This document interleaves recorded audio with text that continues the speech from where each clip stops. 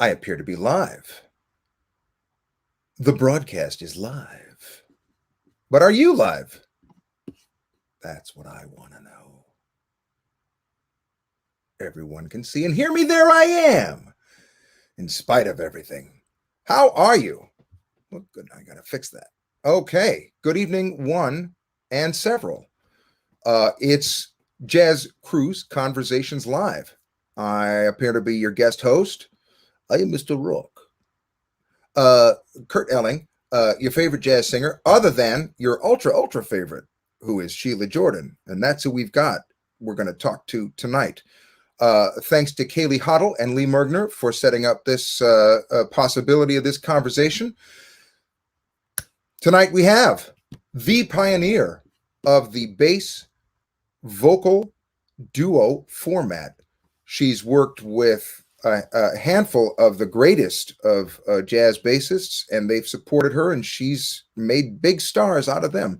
We're talking about Steve Swallow and Cameron Brown and Harvey S. and Arnold Anderson, a friend of mine through Tommy Smith, and we're going to talk about that kind of connection in a minute too.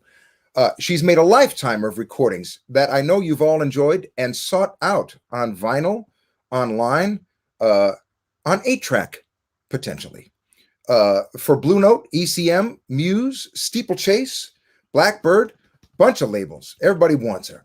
She is a revered educator who has taught singing and jazz history around the world. And boy, does she lay the information out to people, and she encourages them. She is a ongoing and beloved family member at our shared home club, the Green Mill in Chicago. Shout out to Dave Gemolo and the Lady Lynette.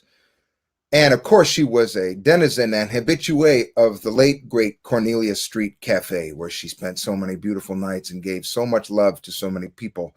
She shares a birthday with Mickey Mouse, November 18, 1928. Bam! Born in Detroit. She's aged better than Mickey has, I think. She is 92-year-old NEA jazz master Sheila Jordan. Here's a clip from 2014. Hit me, Kaylee. Bam. Well, I was born in Detroit, Michigan. But she's not. Well, I was born in Detroit, Michigan. Back in 19. Born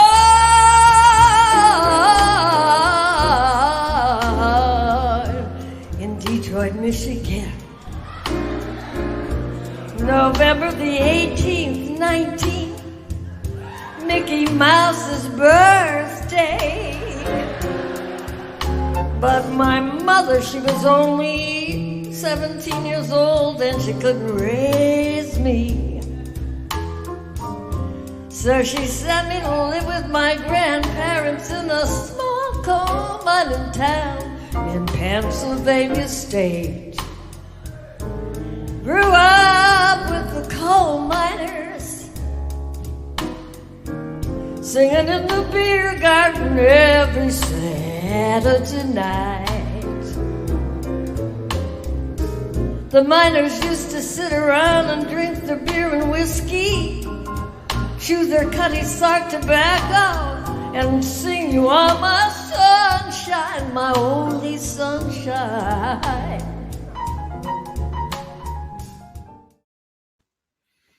Well, so much of story happening there. And here she is, the one, the only, the beloved Sheila Jordan. How are you, my love?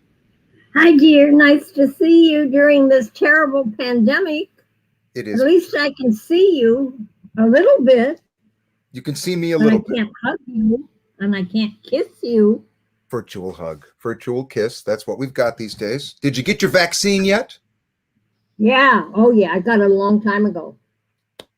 My doctor sent me almost after they came out in March. Great. That's how long ago I got it. So, yeah. Did it lay you out? But I'm careful. Huh? Did it lay you out? Did the effects of the shot lay you out? I had no repercussions whatsoever. Nothing. Good. Nothing. Good. Hardly even a sore arm. If I touched it, it would, big deal. Nothing big. No, nothing. Fantastic. I couldn't believe it. It some is do and some people don't. It is a tribute to your health and veracity. I don't know. I don't eat right.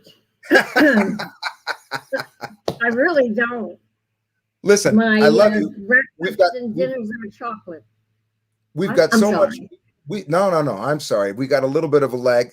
I don't want to talk over anything that you have to say, but I do want to get to a bunch of important conversations with you. Okay. You are, because the people at home, they love you, but maybe they haven't gotten a chance to really sit down and ask you the questions of life. Okay. All right. Let's start with the bass talk, because I want to get to your history as well. You are the primary innovator of the bass vocal duo. You came up with Bass that. and voice? Yeah, You bass mean and the voice. Yes. Yeah, Yeah. I started it. The singer and the bassist.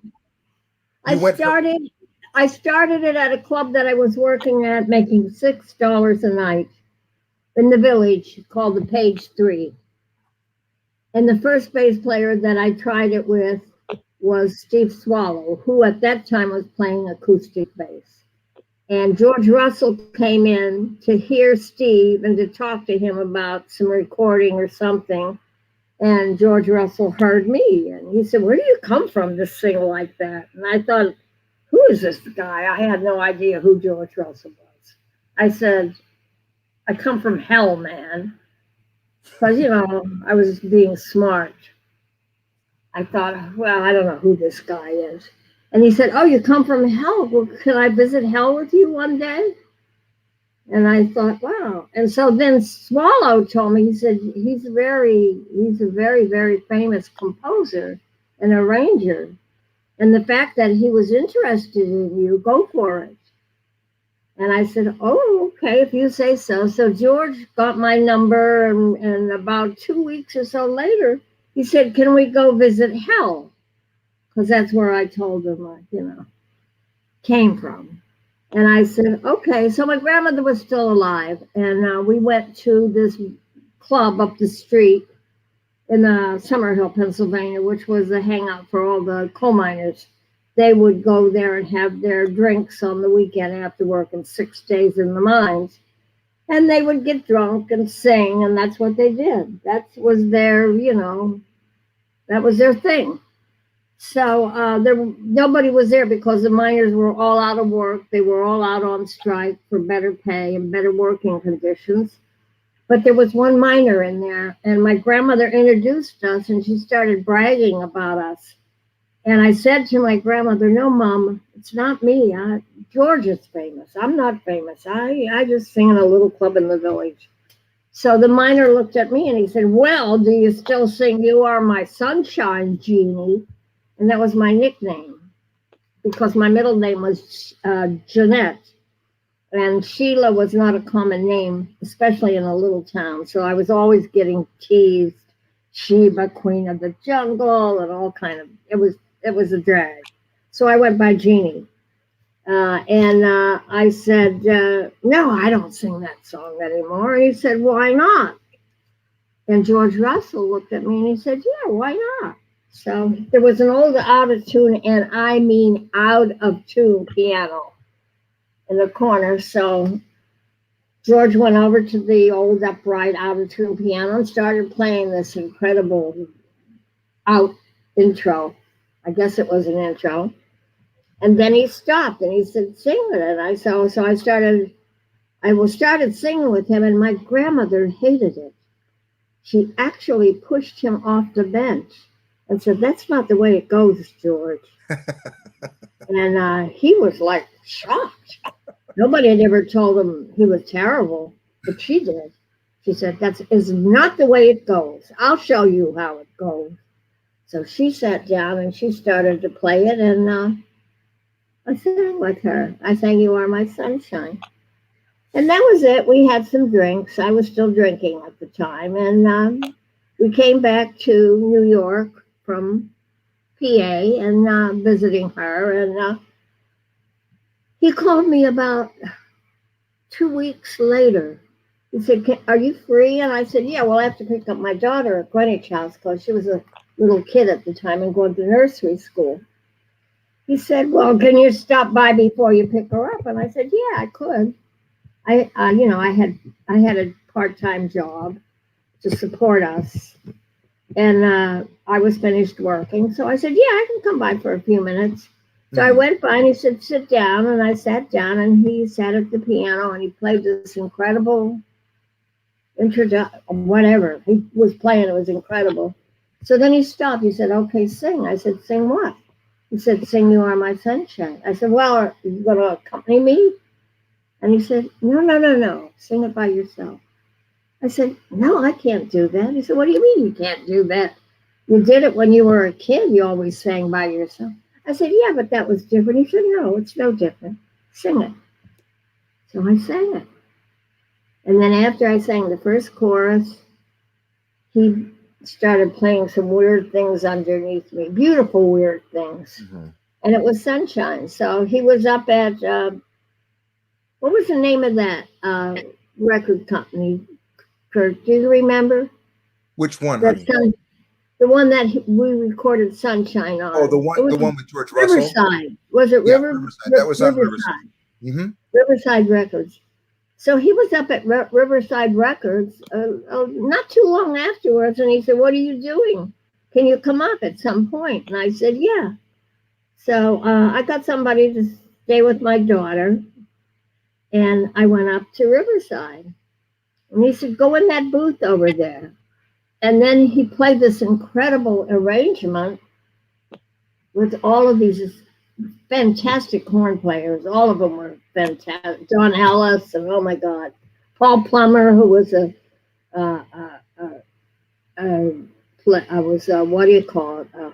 horn player from Cincinnati, I believe. He was incredible. Not ever known, but he was incredible. So they played their chorus, and then he stopped and he said, okay, sing. I said, what? He said, sing. I said, sing what? He said, sing You Are My Sunshine. And that's how it was done. That's how it started. So I sang You Are My Sunshine. And, you know, I don't know that it ever got heard that much, but the musicians, all the musicians loved it. They loved the arrangement, and, you know, they just loved the idea. So I'm glad I did it. We did it we wanted to name it a drinking song, but they wouldn't let us change the title. So it was a dedication for the out-of-work coal miners in Pennsylvania and around the United States, right? Who were out of work. So that's what it was. And that was about an 11-minute cut or something, as I recall. Yes, it was. Because he had all that orchestration up front, and then you came in just. That's right. It's a beautiful thing. It was great. So let me ask you this. You say that you returned when you had been living in New York to the bar with the coal miners, and you said that you were singing with them, for them. Was this like a Shirley Temple thing? For them. I was singing for this one who was in the bar because all the other miners. But I mean, early when you lived with your grandmother, when you learned the song, when you first learned the song "You Are My Sunshine." Was that a situation where your relatives, your grandmother would take you to the place on the weekend as a child, and then you were? I'm imagining, you know, oh, here's a little mascot for us, or here's a little Shirley Temple, or was it just a mass? No, that was I loved it. Or was it just a mass? I went up to the bars with her because my grandmother knew I loved to sing, and I always sang at the PTA meetings and any little thing in school that they had, they would always get me to sing. But the terrible thing is that the kids teased me. And so I got nervous and, you know, I got insecure, and I said, I'm not going to sing anymore. And I didn't. And I never went back to singing again. This was in grade school. After they teased me, I didn't realize they were jealous. But I didn't get back to singing again until I went to high school in South Fork, Pennsylvania, my first year of high school. And I had a piano teacher, and I went to him for a little while, but it was very hard for me because I had very small hands, so it's hard for me to reach the keys. But I took a little piano with him, and he got me into singing a duet with this other piano student who was also a singer. And somehow he knew about my fear and my, being teased as a kid. Somehow he knew it. And he had me sing something with her. And I remember I was singing with her, and all of a sudden she dropped out. And I was singing alone. And his name was Professor Rusher. And I'll always be grateful to him because he got me back to singing again. And I was singing away, and I forgot how wonderful it felt, so it was Professor Rusher. So that's what happened. And I sang on the like these little, radio programs for kids, or, just people in general. What do they call those? When you used to go on and try out and, sure, a little talent show. What do they call them? A little talent show? Yeah. You could be any age. Because we didn't have TV then. And so I remember I sang on this one program and I came in second place. And I got a letter in the mail. This guy somehow found out where I lived with my grandmother at that time in Pennsylvania. And he sent me a proposal. And my grandmother sent the letter back to him. She said, well, she's only 9 years old, but maybe in 15, 20 years, maybe you can write her back again. I remember that. That was funny. So for the folks at home, and Sheila, correct me when I'm wrong. So born in Detroit, and your mother couldn't take care of you. Your father was someplace else, and so your mother sent you. Toledo. Yeah. He was in Toledo, so your mother sent you at a very early age to this coal mining town. And you sang somewhat, but mostly it sounds like you listened to the coal miners singing. Go ahead, I'm sorry.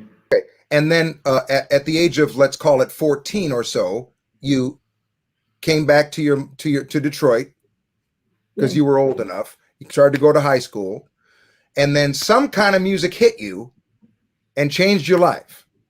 Yes. And you it know was what? The Verge. Charlie Parker. I was in high school, and as I said, oh, there he is. Oh my God, he's all dressed up. You got all dressed up, Bird. Wow, check you out. Tie and shirt, and wow, all right. Anyway, I went back to Detroit to be with my mother, because by that time she was old enough to raise me. And I think she got in a fight with my grandfather, and he sort of said, like, take your kid, I've raised her up to this point, it's your turn. Jesus. Something like that. Anyway, they had a fight, and everybody drank, so I think they were all drunk, So that's what happened. I moved back to Detroit to be with my mother, and there was I went to high school commerce for typing because I thought I'd have to support myself at some point, which was true. And then I also went to Cass Tech, which was a great school. Yeah. And so between those two schools, and then there was a hamburger joint. So on our lunch hour, we'd go down to this hamburger joint. And I remember I used to always save a nickel because I want to put it in the jukebox to hear the music. And this one day I saw this, I'll never forget it. I can still see it. I saw this Charlie Parker and his reboppers, not beboppers, reboppers. Now's the time. And I said, oh, wow, I wonder what that is. And I was singing all the time, but there were great composers then that were just, on the scene. Cole Porter, Gershwin, all of those cats were on the scene. So the music was pretty cool, but it wasn't jazz. So I saw Charlie Parker and his reboppers, Now's the Time. And I said, oh, wow, I wonder what that sounds like. Because I've been looking for, I didn't know what kind of music I wanted to do. Man, I put my nickel in 4 notes. I said, that's it. I'll dedicate my life to this music. Mhm. That's it. It just blew me away. I said, I don't care whether I sing it, whether I teach it, whether whatever I do, or just support it. It's the kind, I love it. It's part of my soul. I felt it was part of my heart and soul. And that was it. And that's what I've been doing ever since. I never thought I'd do all this. You know, thanks to George Russell. George Russell's the one who paid, after Sunshine recording, he paid to have a demo tape made, and he took it to Blue Note, and they never recorded singers. But they recorded me for some weird reason. And I did portraits. And that was, you know, that was it. And I'm not much for recording, so I don't record that much. You know, there's a lot of live, like broadcasts and stuff, but I don't really record that much. Do you not enjoy it as much? I'm not that great about recording. I don't like to be in those little booths. I feel, I don't know, I feel. Yeah, I got it. A little claustrophobia, a little weirded out. You're not right up there with the bass player. Yeah. Where you can feel the vibes. But I wanted my first recording to be bass and voice. And I'll never forget, Alfred Lyon just looked at me and like, Sheila, it's enough we're doing guitar and voice and drums, but bass and voice? He said, you could do a song or two on it, but that's it. Right. Huh. So I said, okay, all right. So was it similarly difficult on the club scene to try to be getting work as just a duo like that? Well, I worked at this club, as I said, at the Page 3, where I just worked to learn music and to try out ideas, which paid $6 a night. By the time my daughter was born by this time, and Duke had left us when she was first born, so yeah, it was kind of difficult, you know. Tough time. So I made $6. I paid the babysitter $4. I took a taxi home, and maybe I had 50 cents left, but I didn't do it for the money, you know. And but I tried out my ideas, and I was very lucky because there's Tracy as a little kid. She was so sweet. And the one piano player that I worked with, who was so great, who played incredible, took me on a musical journey I'll never forget, was Herbie Nichols. I don't know if have you heard of Herbie Nichols? Uh-huh. Oh my God. Oh my God.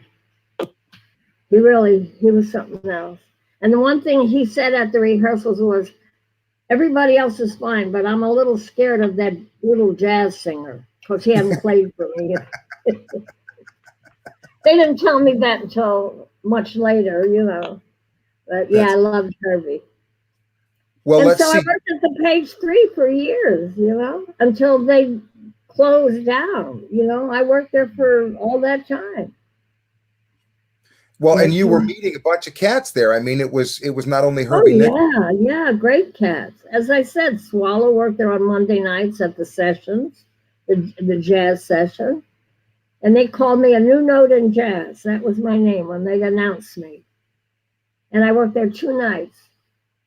I worked there on Monday and Tuesday. Tuesday, I was with Herbie. Monday was the jam session night. And that was with Johnny Knapp was a piano player. But the bass player, as I said, was the Swallow, acoustic bass. So jam session, you would lead the jam session at that point? No. It was just they called it jazz night. All of the regular singers or performers would be on that night, but it's just that the trio was different, and it was a really fine jazz trio. Because the Page 3 was only on Monday. Because the Page 3 was not exclusively a jazz venue; it was a. No, not at all, no.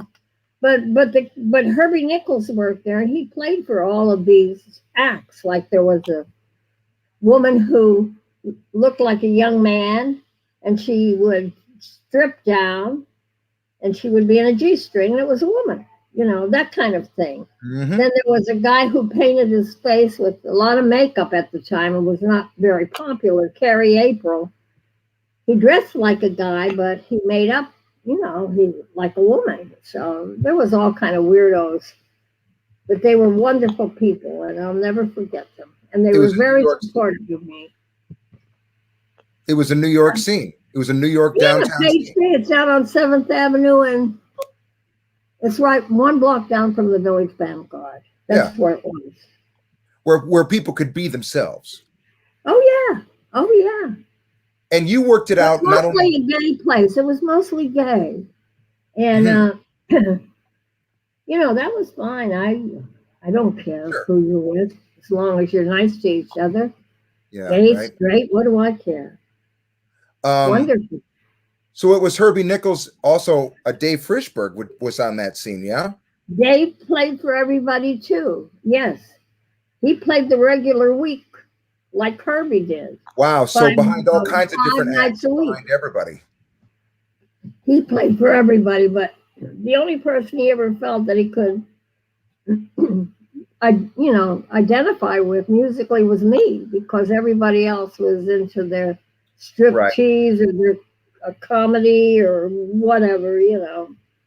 There was a blues singer. She was very good.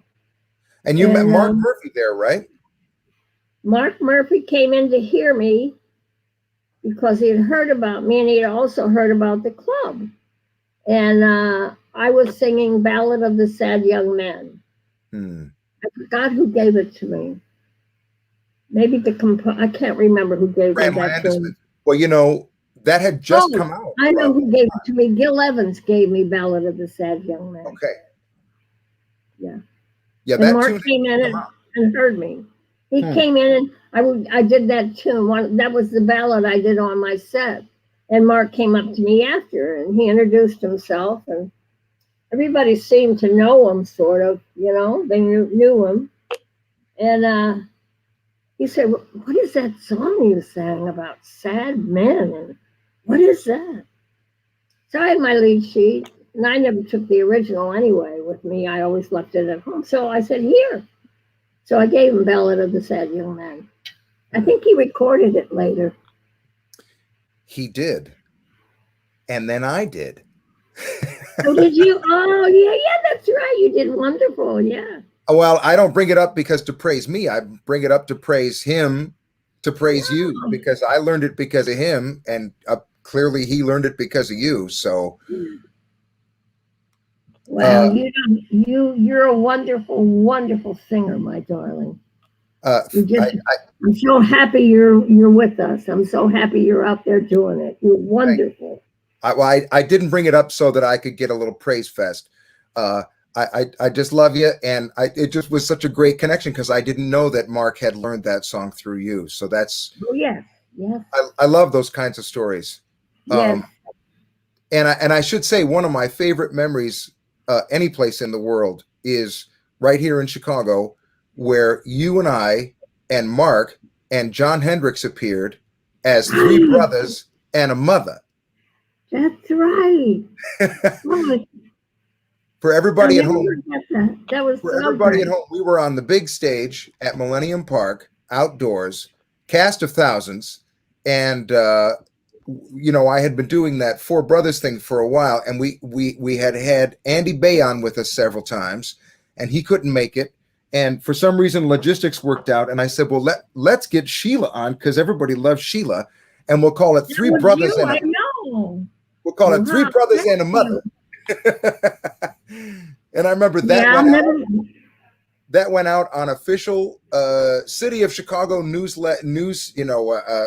heading, on the paper, and I was just like, all right, 3 brothers and a mother. And then you oh yeah, I remember. Yes, ma'am. 1 minute. I have a temporary bridge that keeps falling out, and I just want to glue it in. Is that okay? Sure, of course. It's not cool. Let's go to a clip. Sorry, ladies and gentlemen. Let's go to a clip, Kaylee. The touch of your lips upon my brow. Your lips that are cool, sweet, such tenderness. Love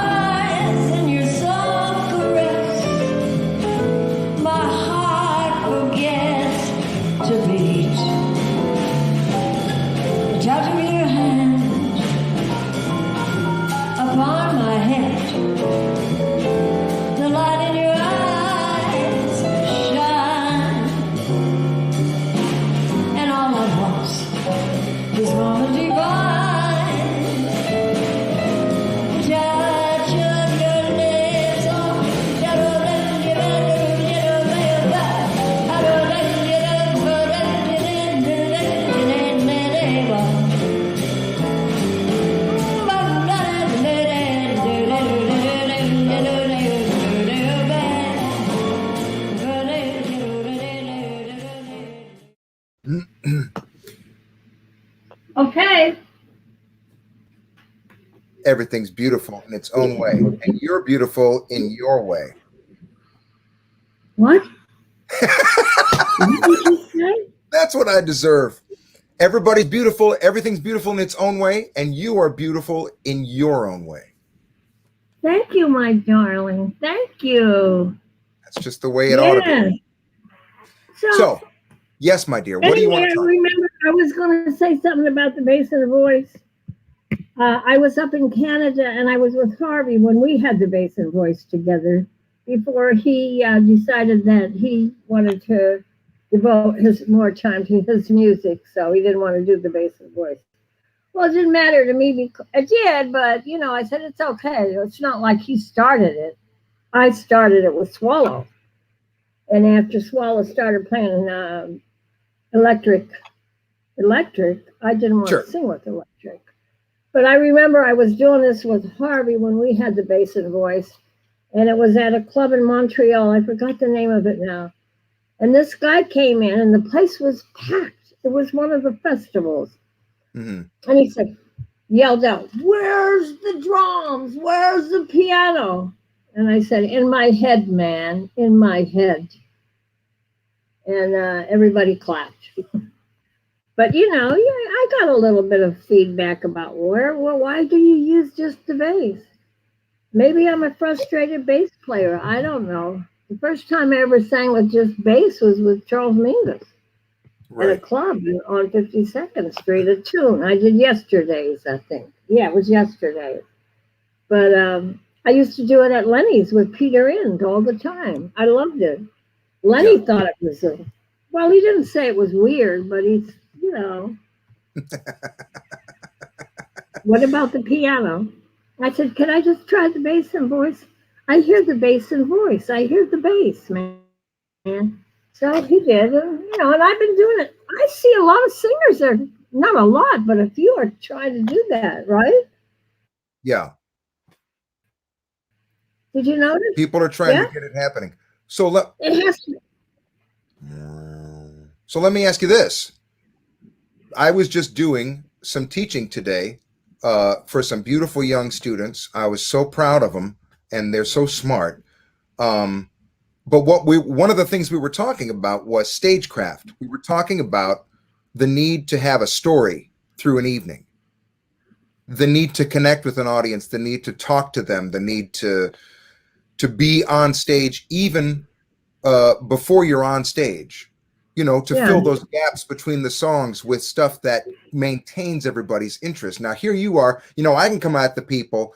I got a whole band. I got the drums I can throw it to. I can tell a story. I can do a spoken word. I can this and that. I can throw it to the piano player. Here you are just doing it with just bass, voice, charisma, and you hold an audience for 2 hours at a time. And you've carved out a space for yourself, melding everything that you are. You know, you lived bebop, you live bebop, you know from swing, you do your native chants, because I know that you have Native American heritage. You do storytelling, improvising lyrics, which is such a big deal. Now, a couple of questions. One, have you ever sparred on the boat with Ann Hampton Callaway? No. Because I want to see, Lee, I want you to set it up where Sheila and Ann Hampton Callaway get together, because you making up lyrics and her making up lyrics at the same time is going to be some epic nonsense. So put that in your little bonnet for the next cruise. But then what I want to know is there a magic beyond knowing that you have to heighten your own personality in front of an audience in order to maintain their attention and that connection with people throughout a whole set? Is that something that you've thought of consciously? Yeah, I just do what I do. You know, I feel very, very relaxed with an audience. I feel they're my friends. If they've come and paid money to hear us, then they're my friends. Mm-hmm. And they understand what I'm doing or what I'm trying to do. And I just do what I do, you know, and I don't think about it actually, you know, whether it's just the bass and voice. voice. The reason I love the bass and voice though is because I love this space, because I can go anywhere I want to go. And if it's a bass player that listens and can follow where I'm going, you know, even if I change keys, they'll be there with me. So I love that freedom. I love having all that. Plus, I think maybe I might have been a bass player in a previous life, because I do love the sound of the bass. It's my favorite instrument. Just, oh man. Well, Has it ever gotten out of hand, out of balance with a bass player, where the No. cats have maybe abused the privilege, or has it just not gelled in a certain kind of a way? One time, not totally, thank God for the drummer, of all people, it was a trio. The piano player had no clue, not to put him down, but as far as the kind of thing I was doing, he had no clue. Let me rephrase that. He had no clue on what I was doing. And the bass player had no clue on what I was doing. And they just weren't good accompanists at all. Yeah. Whereas the drummer was a killer. I ended up doing the whole set with just practically the drums only. And this guy had it all covered. It was the first time ever in my life where, you know, the drums were, that was it, man. But, you know, again, as I tell the singers when I'm teaching, you have to learn the song exactly the way it's written. You can't learn it from another singer who's recorded it. If you learn it from her or him, you're going to sing it their way. That's not you. That's them. Yeah. So if you want to do it, one of the tunes that they're doing or have recorded, that's okay. Get the original music. Learn the original melody. Learn it exactly as it's written. That'll be in your head. It'll never leave. Then you get a guideline for that tune. And that guideline is always in your head. But don't learn the tune from a singer. Never. Learn it from the original music. Be encouraged and support, you know, a singer of your choice, but don't learn this. Don't learn your songs from them. You'll sing it like them. Why would you want to do that? You're not going to sing it any better. You know, so that's my theory. You're not going to out Carmen McRae. Yeah, exactly. What about women bass players? I mean, I want to say, Lee, here's another dream of mine for the ship, and that would be to hear Sheila mixing it up with Esperanza Spalding. Have you had the occasion to work with even a handful of you know, some of these young ladies come on, man, and they are quite profound. Oh yeah, there's a lot of great talent out there. But you haven't had the occasion to have it. No. Okay. I don't know. Nobody ever gets in touch with me, so maybe they think I'm too weird or whatever. Oh Lord, that can't possibly. Nice. That would be nice. I'd like it, but I've never had any calls. That'd be kind of cool, right? Huh? That'd be kind of cool. Oh yeah, I'd love it. Anything, you know. But no, I've never been approached. Right. Like a lot of times they have all these things about singers, you know. And they have list all these great singers that are doing this, and they're the singers. Yeah. You know, and I'm never included in it. And, you know, I try not to let that bother me, because what does it mean? It's not going to make me sing better or sing worse, you know. But, you know, sometimes they say, you know, they should at least know what I'm trying to do. Oh, for sure. And people too. I imagine you might not be getting calls from younger players because out of, you know, respect, and that they, you know, they don't want to mess up your thing with Cameron or whomever that you're, you know, nobody wants to bogart in on somebody else's claim, man, on their gig. Well, I do, but I have a trio thing I do, and actually I'll be doing it on my birthday on the 18th of November at Birdland with Alan Broadbent. Oh, fabulous. And Harvey S. So that's a trio. It's Alan and Harvey. And then if Alan wants to use a drummer, he has his drummer that he uses. Yeah, Oh sure. yeah, that was that was one of the beginnings. Yeah, that's Not the very beginning, because the very beginning was Steve Swallow, but I don't think there's any photos of me and Steve. And of right. course, I didn't have a camera, so. Well, and also it might have gone up in the fire if you did have stuff. I've often Oh wondered yeah, I about the. lost a lot of things in my fire. Oh my God. I That mean, was a not to bring up shock. a painful thing, but I mean, I No, it's okay, honey. It's okay, my darling. I'm okay with it. You know, everything happens for a reason, so whatever that reason was. well, you are I'll one of find out. one of the most, I mean, self attenuated people, man, out here. And before, you know, I want to play a thing of you, another clip where we get, you know, we get you in concert making it happen with a bassist that I didn't think you had met before, perhaps. And it's a real moment of command, and it displays how much you want to determine that there's going to be bass. But before we do, I want to say, you know, vis-a-vis your outlook on life, and before it gets a little maybe crowded here in the conversation room, you know, you had a hard childhood. You know, you were so close with Bird, and he died early, and your marriages, and you raised your daughter on your own, and you got beat up on the streets for hanging out with people of color, and you know, your house burned to the ground, and you know, you survive with a smile on your face, and more than that, you're just such a conqueror of music and of life and of joy. And I just want to know, everybody out here who's been living through COVID and hard times and thinking, oh, woe is me, or whatever thing that they're thinking, and I've been super guilty of several things. What have you learned before we play this clip with bass? What have you learned? What do you know as an elder about surviving and hoping for the world and for life at this point? You know, you read the news, it's all crazy. What do you think? Yeah. Well, I hope that people have the strength and courage to go on and not feel defeated. That if they have something that they really love to do as some kind of art form, be it writing or dancing or whatever, don't give up. A lot of people give up because they're not accepted or it's not accepted.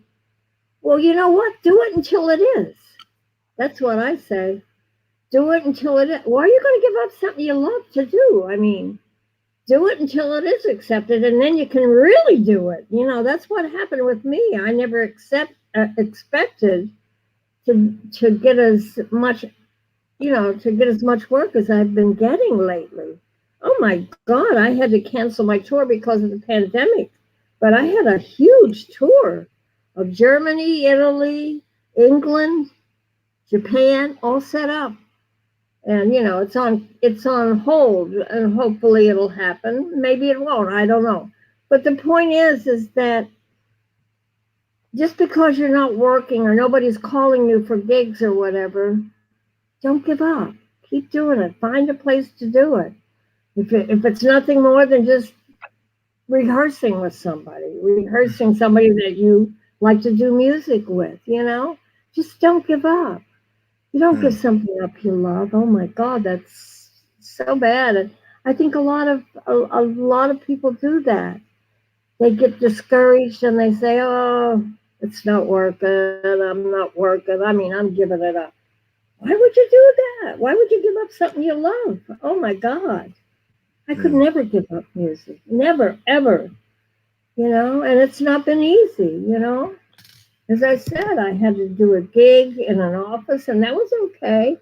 But I found places to do a couple of nights a week. You'll always find a place. Don't give up.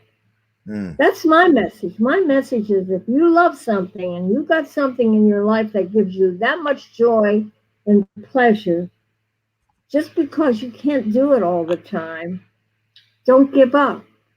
Go out there and find places to do it, If it's just rehearsing in your house, whatever, don't give up. Can't give up. All right. let's play the clip where Sheila Jordan makes everybody sit down and listen up. Could I have a chorus just with the bass? Because I like to sing with the bass. It ain't cause I don't dig you, Jason or Bill, but bass is my thing.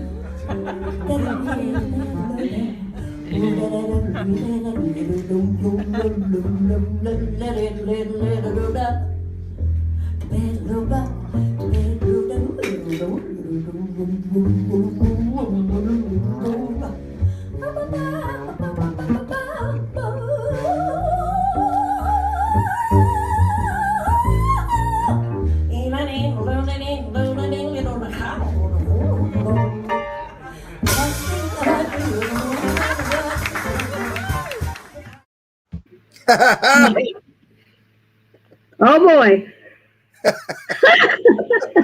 You devil. You know, just taking the truck out for a drive there for a quick second. Well, I have to tell you, Kurt, I worked with two guys in Detroit. I love Detroit. There were so many great musicians that I grew up with there. Tommy Flanagan, Barry Harris, Kenny Burrell, you know, and I used to sing with these two guys. They're not in this picture, unfortunately. Skeeter Spite and Leroy Mitchell. Now, Skeeter and Leroy were bebop singers. They sang, and Skeeter Spite, in all probability, was the greatest scat singer I've ever heard in my life. He was incredible. Never took a lesson. Just had a way of remembering, memorizing, learning bird solos, everybody's solo. He could take everybody's solo on a record. Well, he's passed on now, and he never made it. And you know, nobody ever knew about him, only through me, you know, because I would talk about them at every concert I did, just about. And I have to say that I had a tape of him from a concert I did in Detroit, actually with both of them. And when my house burned down upstate, that's the one thing I lost, that I grieved most after, was losing that tape, because I could never replace it, you know. But this guy, Skeeter Spite, nobody ever heard of him, only in Detroit. But for me, it was great to grow up with all of these wonderful young musicians. But the problem was the racial prejudice was terrible in Detroit. Not that it wasn't in other places, but it was doubly bad in Detroit. I remember my very first boyfriend was Frank Foster, and he moved from Cincinnati to Detroit, and we became lovers and shared a furnished room together, and it was fantastic. And I remember being with Frank out at Belle Isle, which is a water, you went swimming and had picnics. I remember being out there one night with Frank, and the cops came and took us to the police station. They didn't bother Frank, but they took me up, and the cop gave me a 3rd degree. And he said to me, you know, I have a 9-year-old daughter at home. If I thought I found her the way I found you tonight with these, because my girlfriend was with me too, and her boyfriend was also African. And he said, if I thought I was going to find her like I found you girls tonight, you and your friend there, he said, you see this? And he took the gun out of the holster and put it on the desk. He said, I would take this gun and go home and blow her brains out. That was a cop. That's how the prejudice in Detroit was at that time. And I thought, oh my God, I got to get out of here, you know. Well, but of course, after Frank went into the Korean War, I moved to New York, thinking, oh, New York would be really cool. I was coming out of having dinner with 2 artist friends, painters, and we were walking up the street up to my loft, and 4 guys from Jersey, 4 white guys, jumped out of the bar, ran after us, put my friends up against the wall, my 2 African friends, and the other guy took me and threw me down on the street in front of my building, on my doorstep of my loft, and he was knocked my tooth out, and my nose was bleeding, and I thought he was going to kill me.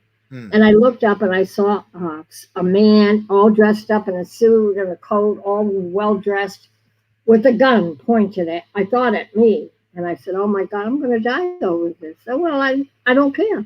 For some reason, I wasn't even afraid. I just said, I know I'm right. This is wrong. This is bullshit. It's wrong. The cop came over and said to the guy that was beating me up, do you know this woman? And the guy said, no. He said, get off her. Get up. And he used the word, MF. Get up against the wall, MF. I won't say it. You know MF. Of course you know MF. Hey, are you there? I'm here, honey. What happened? I just don't want to interrupt anyway, you. I'm here, honey. Are you still there? I just don't want okay. So anyway, up against the wall, MFs. So they went up against the wall, and I was shocked. He said, do you know these guys? And I said, no, I don't know this guy at all. And he said, do you want to press charges? He said, but I'm going to tell you something. They know where you live, so you better think about it. But I'll do whatever you want. Now, this was a white cop, contrary to the cop in Detroit. And I said, yeah, I do. He said, think about it now. They know where you live, and they frequent that bar on the corner. So be careful. But I'll do whatever you want. And then I thought about it, and I said, no, I won't press charges then, because I was scared, Yeah. Today I wish I had, but I didn't. And so there were times it was rough, in New York City, where I thought it was so cool, It's all over. It's getting a little better, I guess, isn't it? Yeah, it's getting a little better. Not great, but, It might not. It's definitely not for me to say whether it's getting better. No, I know. One hopes it is, but there's still so much road to go down. Yeah, a lot of work.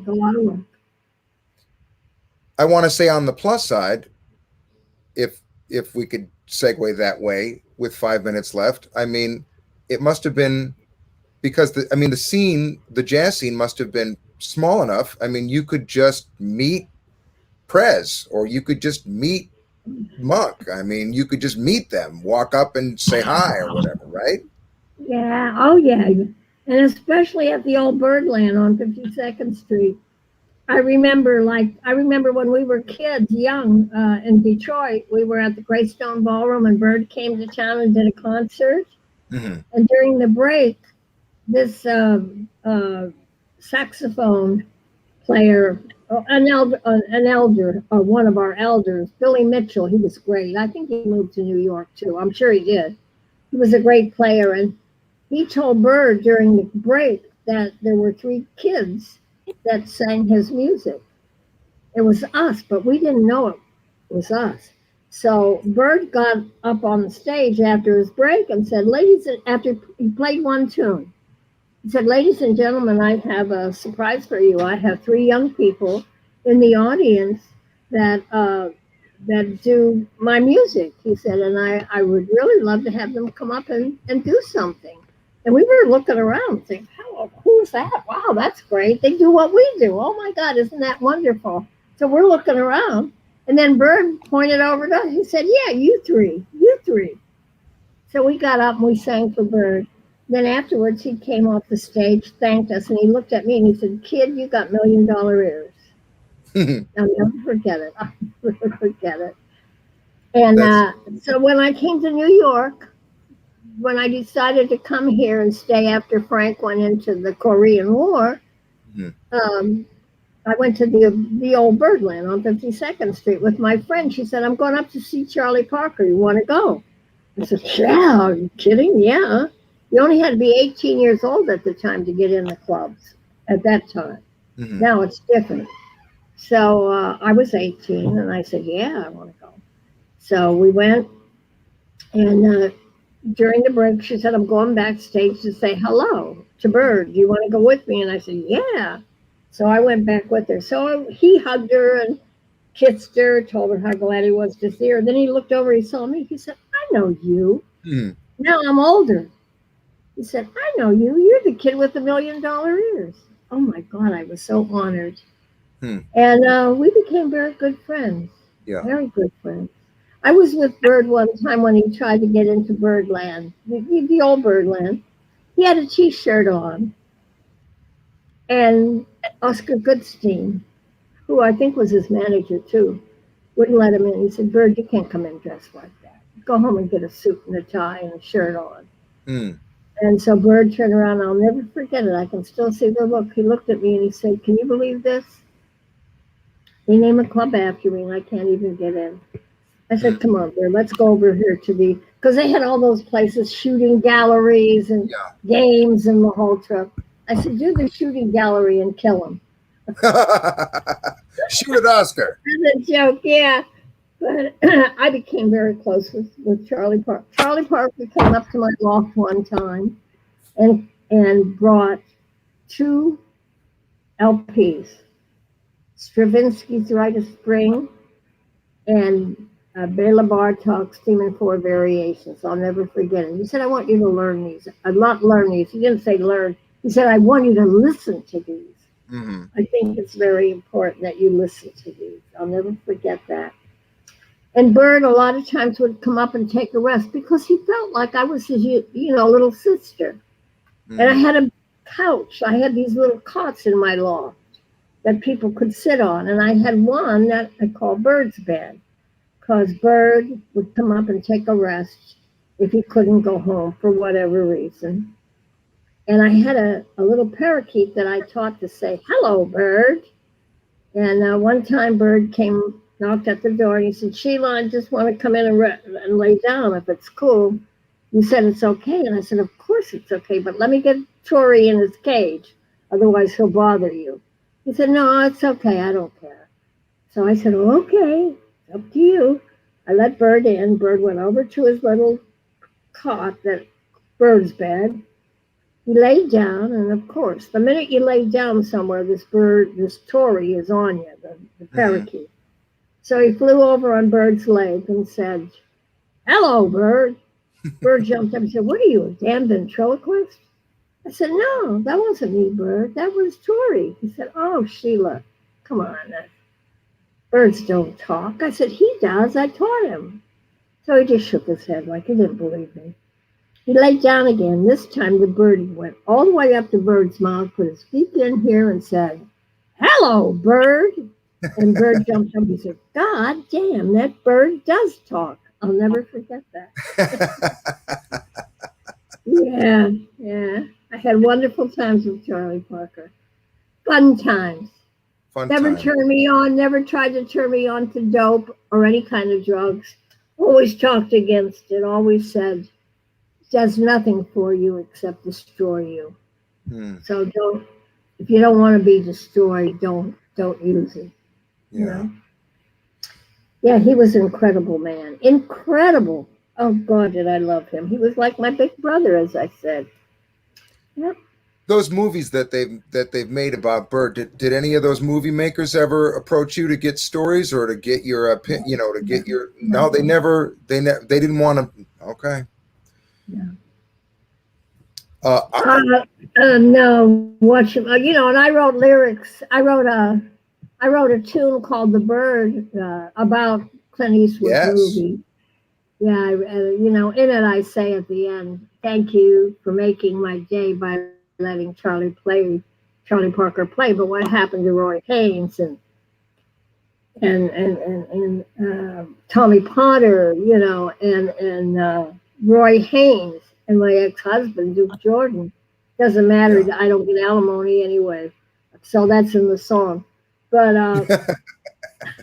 yeah, that's called The Bird. I called it The Bird. And then I wrote lyrics to Quasimodo because it's my favorite Bird composition. Yeah, it is my favorite. I love that line, Quasimodo. Oh my God. Did you get to sing any of those lyrics for Bird? No. I No. don't remember. Wait a minute. I might have. I think I did. You might. Yes, I did, because when he'd do a concert and Duke would be playing the piano, or even if Duke wasn't playing the piano, but I usually only went to Bird's concerts when they were just Sunday afternoon concerts. I mean, in the clubs I went all the time, but in the concert series, I would go when Duke was playing, because, you know, then we'd go together and then we'd come back and have dinner or whatever. Sure. He would always get me up to sing, Bird. And then he'd play. Why don't I have some of those tapes? Oh my God. I don't know, or photos or anything. It's Anything, nothing. I didn't have a camera. I didn't have a recording thing. I had nothing. Well, who knew, you know? who knew? Yeah. But I remember Bird one time called his mother when he was at my loft. And he said, could I call my mother? I'll pay you. I said, you don't have to pay me. He said, no, I'll pay you. And he called his mother. And I said hello to his mother and thanked her for having such a wonderful, talented, great artist. She was sweet. It was nice. I'll never forget that either. Oh my God. As I recall, you also wrote lyrics to Round Midnight at a certain point. Is that true? Yeah, I did, yes. And did you sing those lyrics for Monk at all? For what? For Did you Monk? yeah, for Monk. I don't remember. I might have. I'm not sure. Was Monk approachable I at that sang time? I sang them for John Lewis. I sang Afternoon in Paris when I wrote lyrics for Yeah. him. And I sang them for John Lewis. That was his, I think he wrote that tune, if I remember correctly. And I all of the Skeeter and Mitch, the cats I sang with, when he'd come to town, John Lewis said, Sheila wrote lyrics to your tune, Afternoon in Paris. And he said, oh, I'd love to hear them. So he said, sing them for him, sing them for him. I said, you can sing them for him. He said, go ahead, sing them. I said, oh, Jesus. So then I sang, our love never lasted more than just an afternoon or kisses. So he said to me, I don't like the lyrics, but I sure like the way you sing. And then I saw John years later when I went up to City College. I started the first vocal workshop up there, thanks to John Lewis and Eddie Summerlin, who was the head of the jazz department. So, yeah, it was nice. You know, it was nice. And he remembered, yeah. True or I don't false? like the lyrics, but I like the way you sing them. My song. True or false? Jazz cats in the 1950s and early 60s. True or false? Jazz cats of that era were fairly supportive, respecting women musicians. Is that true? Yeah, but they were never like that great with singers, I have to be honest, especially female singers. And my thing was this, I started like getting back at them in a very cool way. I would say, okay, you don't like female singers, but we go out and get the gigs. And when we get the gigs, we hire you. And they said, oh, yeah. And I still do it today. I tell the singers to do it today. Right, of course.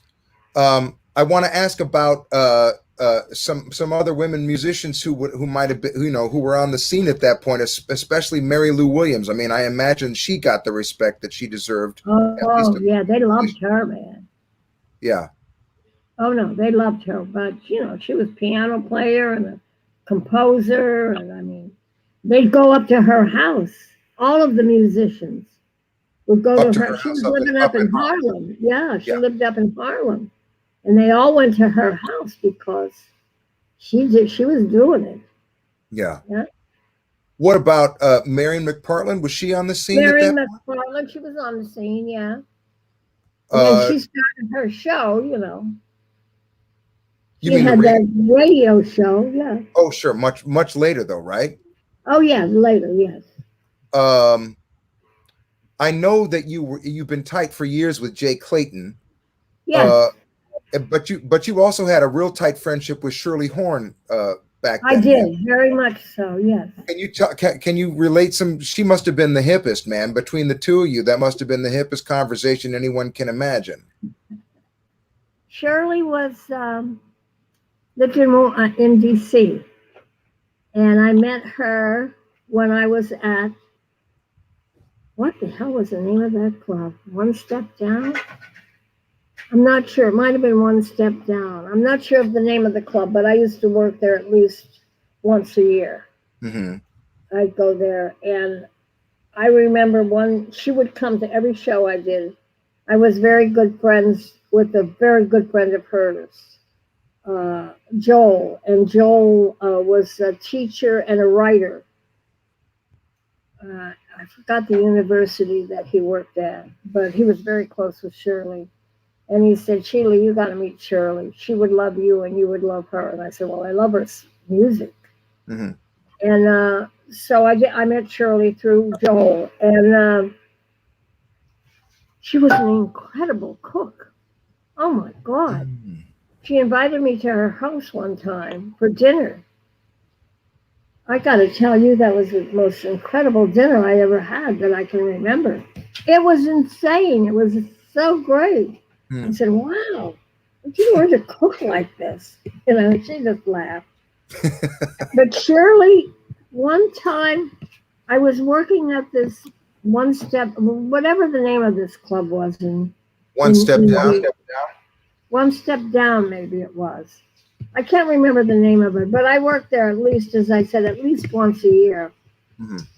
And it was in D.C. And Shirley would come in and hear me every time I was there. And she would say to me, I don't like the way that piano player is playing for you. Because it was a local trio, which they were good. I didn't find them bad. And then she would ask the piano player to get up. And she'd play for me. Right, that was right. Now. Oh, my God. Sing a ballad with her. Hello, 2 hours later. One of those. I mean, wow.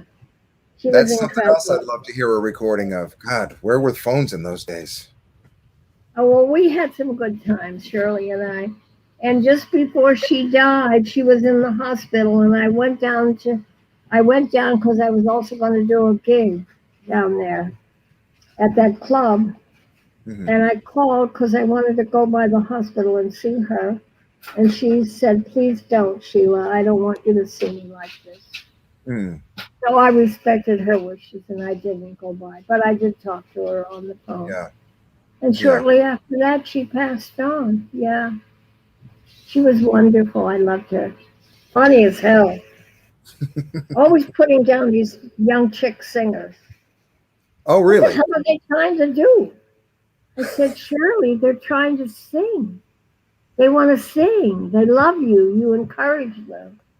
She'd go like, oh, And then finally she said, yeah, well, I said, I told you.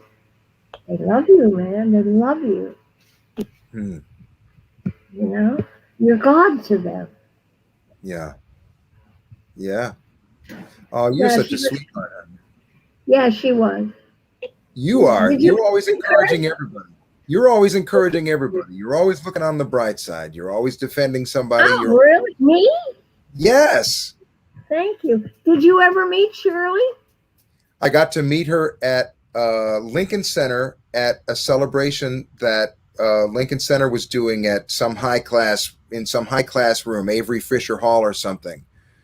And I had just been signed to Blue Note, and I got to go back. It was all backstage, and I got to sing with Javon Jackson and others I can't remember. Yeah. And it was a big lifetime celebration for her. And she was, I mean, what could I possibly say? I'm so honored to be here, and you don't know me from Adam, and I don't deserve to be on the stage with you. And thank you for everything. I mean, what can you even say? You're 12 years old. Yeah. I'm sure you were wonderful. Was I there? I don't remember. It was a really crowd. I think I was, but I'm not sure. You probably were, and I was just too freaked out and wigged out to know which end was up. Yeah, they did a tribute to her. I know in D.C. a beautiful tribute that I was at, that I sang at. I mean,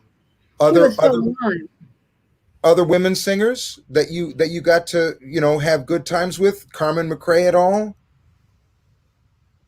No, the only Different person band. that I'm really close with is Jay, and she rents my daughter's old bedroom as her studio in Manhattan I on see. 18th Street. So she teaches there, but and I'm very close with her. We do some things. Excuse me. We do some things together, but no, I don't. You know, I'm not. I mean, I'd love to, have more friends, but I'm not around that much. I mean, now I am, but Right. usually I'm on the road. I don't have time to breathe hardly. I'm not knocking it. You know what No, I'm talking about. I know exactly. This has been such a strange year for Yes, everybody, yes, obviously. it has. Very much so. Well, listen, honey, I love you so much, and I love you too. I'm so happy that we got the chance to catch up a little bit once again. And I can't wait to do it in person. I see on Instagram where Theo Bleckman gets to take you out for dinner, and I'm so jealous.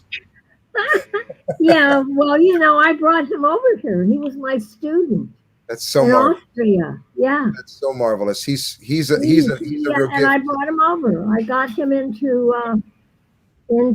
well, originally I got him into the Manhattan School of Music, and then I got him into Queens College, and neither one of those worked out too well the way they should have. Not his fault, but the school. Well, I mean, but they're good schools, but they weren't for him. And I had sort of taken a sabbatical from City College, and I said, okay, you know what? I'll go back and I'll teach at City College.